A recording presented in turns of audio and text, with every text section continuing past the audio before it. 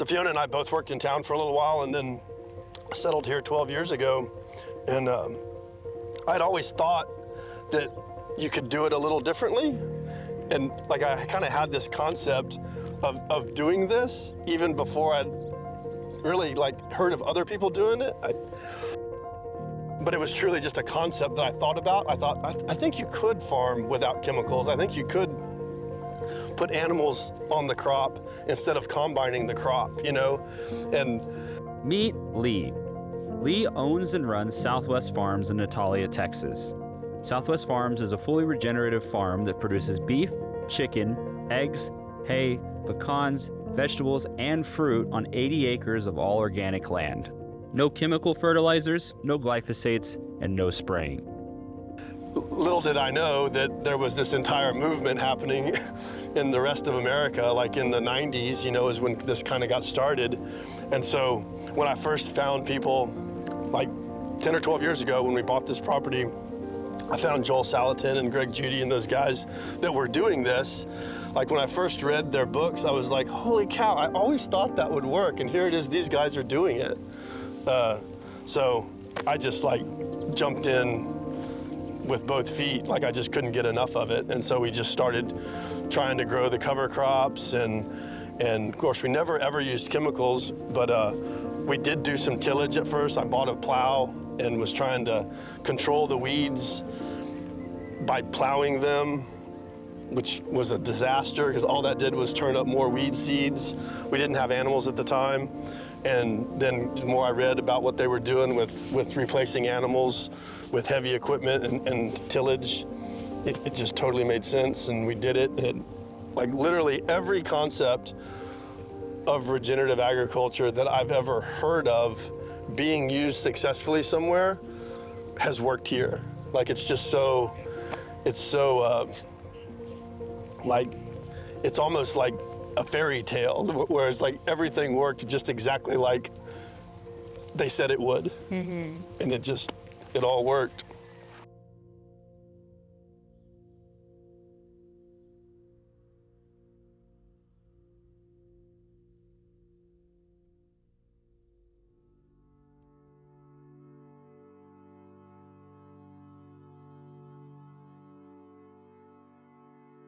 I headed down to Natalia to follow Lee and his farm manager Tori around for a full day to learn how they manage and operate a successful regenerative farm, especially during the severe drought that region is facing. In episode 1, we will focus primarily on the cattle and beef, and how Lee rotationally grazes and manages his pastures. In episode 2, we will deep dive more into the vegetables, cover crops, sheep, and other facets of the farm. So we're gonna move the cattle one paddock over, so they've been on that acre. So that's about 12 or 13 heifers and cows that are our breeding stock, that we'll move them onto a new 2-acre paddock and let them be in a new pasture for about 4 or 5 days. So like the concept is all of the exterior properties have hard fence, or all of the exterior boundaries have hard fence. So barbed wire or net wire, some kind of mesh, something solid. So the perimeter of the property always has a solid wire. And then we divide the internal parts of the property with what you'd call a semi-permanent electric fence. So we'll divide the 20-acre property into, say, 5-acre paddocks using the steel hot wire. And these kind of stay in one place, probably for like a year. We'll take them down every year or two if we're gonna bale or to mow underneath the wire or something, or if we just need to take the wire down to maybe change the paddock up a little bit. But generally the steel wires all stay in place. And then we'll use poly wire to break the 5-acre steel wire paddock into 1 or 1.5 acre paddocks. And so it goes from hard perimeter fencing to semi-permanent electric fencing, and then very temporary poly wire fencing that we're gonna take down and move the cattle right now. So the poly wire will stay up for 3 or 4 days. The wire will stay up for maybe a year or two in between moves. And then of course your perimeter hard fencing, it stays forever. And we would never use any kind of electric wire on a perimeter. All electric fencing is just a psychological barrier. And so like when stuff is running because it's scared, or deer or anything else can go through it very easily. So we always use a hard fence on the perimeter. And it gives you a whole lot of peace of mind, because when you got animals that for whatever reason, maybe you have a problem with your hot wire, or you have animals that just aren't respecting it or whatever, you know that you can close the gate and keep everybody on your property. And that's helps you sleep a lot easier at night. This is our trusty hot wire reader. This is probably one of the most important things to keep on hand. This is gonna check, if you see here, you want a low amp and then a high kilovolts. What we're reading is 4.5 here. And then the true test is with your knee on the ground. This is gonna ground you. And so you see that goes a little bit higher there, 5.3 kilovolts. And so that's good. You want it to be high, and then you want the amps to be low. And this is gonna help you to find any faults too. So if there's a short, it's gonna tell you what direction the short's coming from. So this is super handy, and you just wanna always be checking the wire because we've gotta keep these guys in, keep them safe. So yeah, keep it on hand. This is how we attach the temporary poly wire to the semi-permanent steel wire. I've found it's just the best way is, so this hot wire, this steel wire is coming from the charger. And so this steel wire is hot. We're out here in the pasture. Don't touch right there. So we're out here in the pasture. I want to take down the temporary wire and move the cattle. So I want to be able to handle this temporary wire. So if I tied it, say on the other end of it, if I tied it into the semi-permanent wire, then when I take it down here, it's still going to be hot. But what we do is that end of the temporary wire is dead, so to speak. So it's not tied into anything. It just goes, this temporary wire is charged right now and it goes down, and then there's no live end to it. So as soon as I disconnect it from here, this is what's charging it. As soon as I disconnect it from here, this whole wire is gonna be dead. So then I can handle it. And it just makes all the difference in the world when, figuring out little things like this, so that you're not dealing with a hot wire out in the paddock. You're not having to run back to the charger and turn it off. I probably used this hot wire 3 years before I figured out like little tricks like this. So like that. And just to make sure, Just touch it with your hand. yeah, just to make sure that, because it can be like touching over there on accident, Oh, yeah. And so you just check it while you're holding it like this, and it's got nothing, it's dead. And then I never want the cattle, like sometimes I've seen it to where people just let the wire go loose, or the poly wire go loose, and the cattle jump the wire. I never ever want the cattle to get used to jumping the wire. And we've just had really good luck with keeping these cattle. Like you can imagine, that's 20,000 pounds of animals being held in one spot by that little bitty wire. Like, it blows my mind that we can control 20,000 pounds of nature with $50 worth of wire that you can roll up and put in your pocket. But the way that you can do that is by keeping them respectful of it. So they never jump it. Just like we're talking about up there at the house, everything's temporary, everything's portable. So the water trough is gonna be portable. We're gonna use the same kind of K line to get water into this paddock that we used yesterday on that other paddock. But it just makes all the difference in the world when you can move their loafing areas around. And so like they always hang around the water and they always hang around the shade. And so the reason the water and the shade are both portable is so that we can move that fertility around, because wherever they loaf, there's going to be a lot of fertility there, to the point where if they loaf there for too long, it gets caustic because they put so much manure and so much urine down in one area. But the idea and what has made such a huge difference in this place in getting it just covered up with plants is moving the loafing areas around. And it's certainly not a concept that I invented, but another one I shamelessly stole from Joel Salatin and Greg Judy and Gabe Brown and those guys. But you move their loafing areas around and you move the fertility around. Just like the hot wire, like you can see right here, for whatever reason, they love to lay around in a corner. So if you're constantly moving your corners, then you're constantly moving where they're laying around. So if this was a hard paddock right there, all of that manure, which is just the perfect amount to add fertility to that corner. But if this was a hard fence, 2 hard fences, that would turn into just bare soil and dead dirt over months of them laying there.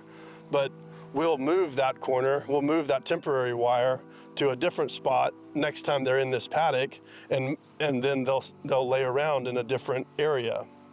But this ground, when we got here 12 years ago, it was good soil, it had good structure, but half of this ground was bare.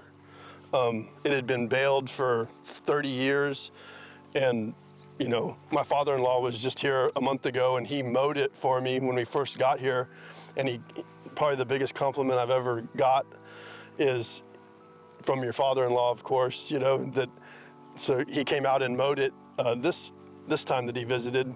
He's farmed in Australia his whole life, and when he got back in off the tractor, he said, "I can't believe there's so much grass out there." He said, "I remember mowing it 12 years ago, and it was just, you'd hit a little patch of grass and then you'd billow dirt up out of the mower, and now it's just all grass." So I honestly don't think we don't have a 50 square feet of dirt anywhere around. We moved the corrals, and so even the hard corrals are temporary. So we'll keep them in that spot for a year and then move them to a different spot. So everything's moving all the time, just like in nature. Just watching those cows eat that grass. So when we first started here, we would bring in a baler and bale that. And we still bale a little bit, like on any given acre, we'll bale a given acre maybe once a year, which is a typical baling operation might bale 5 or 6 times a year, maybe 7 or 8 times a year.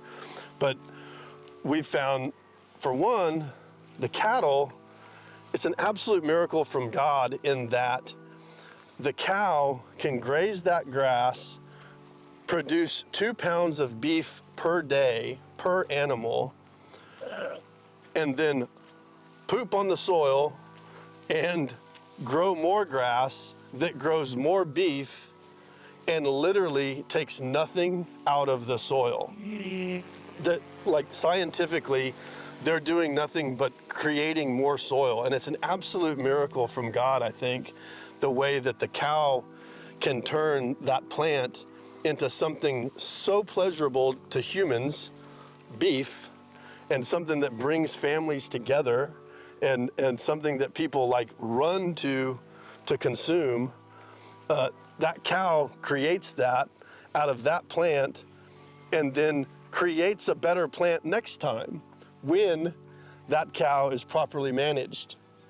It's unbelievable, Whereas if I baled that with a machine that cost a bunch of money, I would remove all of those nutrients, and then I would need a whole bunch more machines to put that nutrient back into the plant and put that nutrient back into the soil. And all of those expensive machines could not put the nutrients back in the soil as efficiently as the gut on that cow. So it's just, they're absolute gifts. And then look at the drought map. This is extreme drought. You know, that's what it's, and granted, we use a little bit of irrigation to get it, you know, green and growing like this. But the water that we're using is 10 feet below us. So our water table is 10 feet deep. And, you know, I honestly believe that water is a gift, just exactly like those cattle and these plants. And when we can bring a little bit of that water to the surface to keep the plants green and growing and vegetative, which creates better food for us through those cattle, by bringing a little bit of that water to the surface and putting it across the ground like this, it's just another way that we can use, it's just another way that we can steward what we've been given in the water and the cattle and the plants. And when we steward that water correctly, we can stimulate so much growth and get the ground ready for things we can't control, like rain. Rain's always going to come. When it rains on a vegetative soil, vegetative plants like this, it soaks back into the ground. It sequesters carbon. The plants do all of these wonderful things because we used a little bit of water from the water table to keep the plants growing. So it's ready. The plants are ready to accept the rain when it comes, and it will come. We've sold about 50 of these livestock shelters. I just love them. Like, they absolutely are the best thing ever, again, for moving the fertility around. I've showed a lot of people how to build them. They're not really hard. There's about $4,000 in materials there. We can take the sides out of them, which if you take a side out, you actually can put more cattle underneath it. But this is a 20-foot wide by 10-foot deep shelter, which is just perfect for 20 animals. Food, water, shelter, we're just always going over that. And with the paddock grazing, the one thing that you often lack when you're holding the cattle in a tight area is shelter, because they don't have access to go back to the brush line or go down to a creek or get under a shade tree. So when you're holding them tight in small areas for small amounts of time, you've got to give them some shelter. So these do two things. One is our brutal summers that the animals have to have shade in the brutal heat. So anytime the temperature's over 90, 95 degrees, we always make sure and have one of these shelters in the paddock for them. And then the north wind, man, when we get down to those 20-degree north winds, the cattle really need a break from the wind. So we always turn these kind of to the north and west, so the western afternoon sun doesn't get on them, and in the wintertime, so that brutal northwest wind, when the cold fronts come in, it protects them from that. And we always put it someplace, like you notice just right here for some reason, this is like one of the less vegetated areas of this paddock. So we were right over there and it's really thick. And then right here, it's a little thin for some reason. It's just, this is still kind of in a little bit of transition from, bringing it back from when there would have been a big dirt spot here 5 years ago. But, as we work on it, it's coming back. But we always put the shelter on these kind of lower fertility areas. And in a short amount of time, these low fertility areas turn into the absolute best areas of the pasture. So you take your worst ground and turn it into your best ground with just a little bit of steel. It was legitimately, like I said, the soil had a good tilth to it, like it had good structure and there wasn't any rocks. And so it always seemed to me like it had a lot of promise. But when we first got here, it definitely, 50% of it was bare dirt showing, and then 50% of it was kind of a mix of some KR blue stem and a little bit of leftover Sudan, where the man that had owned it before had been baling it. And he did a good job here. He was here for 50 years, but he didn't have livestock on it. And I've just, any place that's continually baled with no livestock, I've never ever seen a place that's continually baled with no livestock that's going forward in its soil health. It always seems to be coming backwards. And this place was no different. It was getting barer and barer. And then of course I came on and did the exact same thing he did. I started baling and with no livestock, and I started with 50% bare soil. I'll never forget it. I baled 7 times, like in the first 2 years. And I counted them back after the 7th time, I looked out here, and it was a wet era, like 2012 to 2013, 14. We were getting good rain, but even with the good rain, with the 7 balings, I started with like 50% bare soil and 50% vegetation. And after 7 balings, I looked out here and I'm like, okay, I have cut the vegetation in half, and now there's like 75% bare soil and 25% vegetation. And so I'm like, I'm going the wrong way. Like, this baling thing is not working out. And so the first thing I did was I bought a big hydraulic disc, and I thought, well, I need to turn the soil, and loosen up the soil, and then that 25% of grasses will spread into the soil that I till up. And that was another disaster. That just created more weeds and less soil health. And so then I had the 25% of vegetation that I had was weeds and sandburrs and nut sedge. Like, there must have been a gazillion nut sedge seeds in the soil. And as soon as I turned it over, it turned into a field of nut sedge, which is not good to bale and not good to graze and not good for hardly anything. And then we got our first sheep and goats, and luckily they kind of liked nut sedge. And so we had a herd of 30 or 40 sheep and goats that we started moving around in these paddocks. They weren't real paddocks then. I think we just had like one hot wire, but we'd move them kind of back and forth between the 2 10-acre blocks. And they started eating on the nut sedge, and you kind of saw things kind of like start going the right way. And then since then, it's just been more and more plants and tighter rotations and leaving them on the ground, leaving them in a paddock, kind of less time with a longer rest, and we just get more and more plants. And now I would say the whole 20 acres is 99.9% covered in green and growing plants and just very little, if any, bare soil. The term grass-fed, so 3 times a day somebody asks us if our beef is all grass-fed and all grass-finished, and it is, and we're a total supporter of the grass-fed beef movement, but grass is one plant that cattle need. We plant legumes, brassicas, broadleafs, and grasses, but just having grass in a pasture is not really mimicking nature like we're trying to do. Still monoculture, right? Very much so, and so it's funny to me that the term grass-fed is like the gold standard for all natural beef. And I really think, like diversity fed, diversity pasture fed, granted that doesn't have quite the same ring to it that grass fed, polyculture fed, but yeah, and I swear, like, I think everybody's had grass fed beef that is a little less than impressive.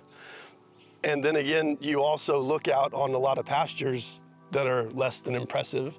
And I'm positive that when a cow is eating dry range grass, the beef is going to be less than impressive. Whereas when they're eating off of a salad bar, which again, to rip off Joel Salatin, he wrote an awesome book called Salad Bar Beef.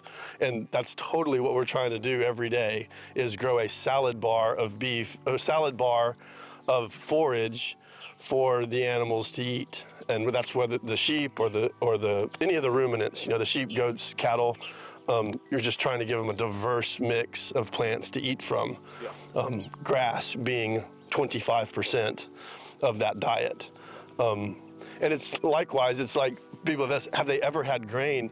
And I totally understand what they're saying. We've never ever bought any grain or fed any grain to any of the any of the cattle, but they do get a little grain because the grass turns to, gets a little bit of a grain head on it, and then they eat that grain off of the plant in the pasture, so no, it's definitely not grain fed or feedlot or any of that ridiculousness, but they do get a touch of grain naturally, just like the bison did hundreds of years ago, just like every grazing ruminant has ever had a little bit of grain. And I think that's the perfect amount of grain, is just what they get naturally off of the plants. That a young person or old person, a person that knows how to use this hot wire and really properly manage this cell grazing is so valuable. Like, having that knowledge of knowing how to do this, you could go onto anyone's ground if you understand this hot wire and managing these cattle like this. You could go onto anyone's ground and make it look better. And you could also grow food on virtually anyone's ground. And then you add something like a little bit of the cover crop seed, in the fall, in the cool season and warm season, and a young person becomes a real asset to somebody with land when they can grow food on it and improve it. And knowing how to do this cell grazing with this hot wire is the way that a young person could be very useful in agriculture and very useful on someone's ground. Like, you could go to one of these big conventional farmers like Tori, who can do this hot wire in her sleep now. She could go to any of these conventional farmers and put cattle on a crop and manage them with a couple $100 in hot wire. Or anybody like Mr. Blanco that has cattle has cattle in a 40-acre paddock. You could, when he has trouble having pasture, you could go to him, show him how to split it up. You do the splitting up, you do the managing, and literally allow him to double his carrying capacity, all because you understand how to do this. And that would be very valuable to someone like him, because he wouldn't have to buy hay, because he would just get more out of his land. What I would want the very most in the future of this is, Tori is a prime example of it. Like, I want people on the land growing better soil and creating better food for the rest of us. Like my kids, and then there's, Tori's generation, and there's a lot of other great 20-somethings and 30-somethings that could do so much with this kind of agriculture. Build soil, sequester carbon out of the atmosphere, help the environment, and grow good food for all the rest of us. That's what needs to happen, is we need to get people like Tori on the land doing this, growing soil, bringing carbon out of the atmosphere, helping the planet, and growing food. That's the absolute requirement. What we need is we just need more people on the ground, ultimately growing more food. And what would you say to people that say it costs a lot of money or it's hard or difficult?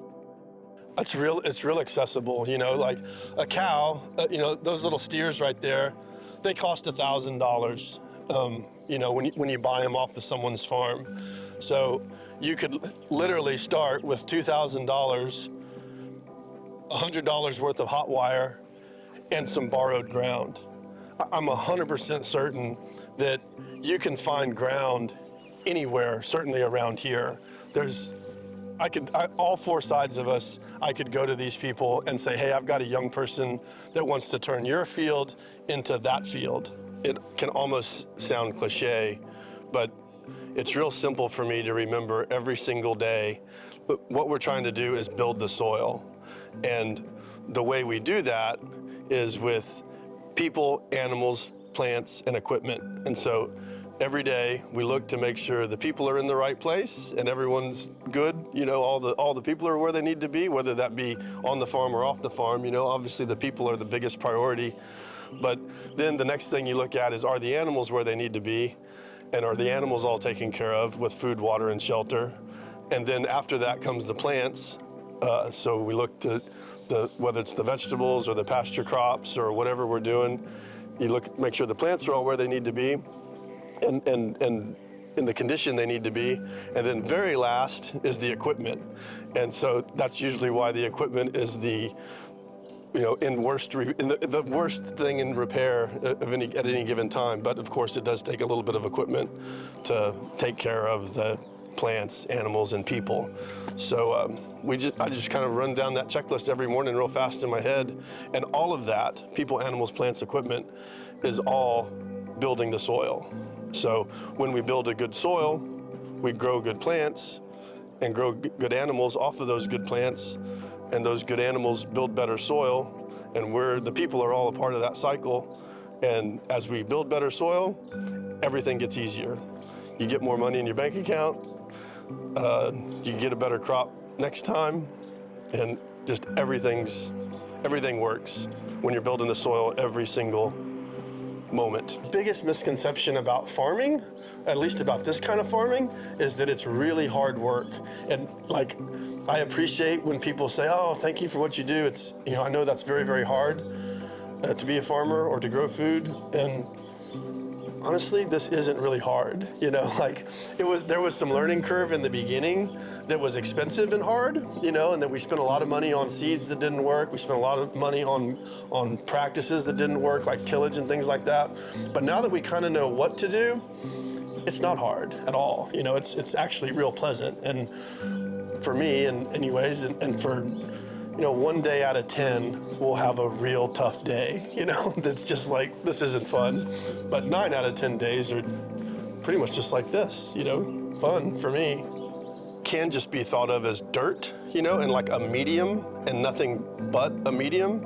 But when you really think about it as like a living, breathing creature, and you've got to generate life into that living, breathing creature, like it covers everything. It'll take care of the people, animals, plants, and equipment for that matter, because you can take care of equipment when you're profitable, and you can be profitable when you take care of the soil.